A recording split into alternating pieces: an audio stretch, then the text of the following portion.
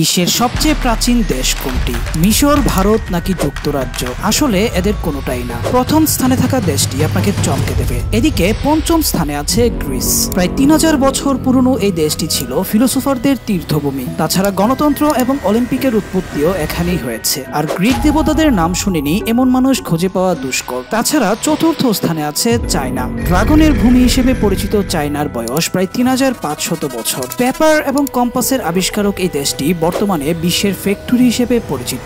তৃতীয় স্থানে আছে ভারত। প্রায় 4000 বছর পুরনো এই দেশটি ইয়োগার জনক হিসেবে সর্বজন স্বীকৃত। তাছাড়া বর্তমানে বিশ্বের সবচেয়ে বেশি মানুষ এই দেশটিতে বাস করে। এছাড়াও দ্বিতীয় স্থানে আছে মিশর। পিরামিডের দেশ মিশরের উৎপত্তি প্রায় 5000 বছর আগে। তাছাড়া বর্তমানে মিশর হচ্ছে আফ্রিকার সবচেয়ে শক্তিশালী দেশ। অবশেষে প্রথম স্থানে থাকা দেশটি প্রায় 5200 বছর পুরনো। এদিকে বর্তমানে দেশটি পশ্চিমা শক্তির রাতের ঘুম হারাম করে দিচ্ছে এবং সে দেশটি হলো ইরান।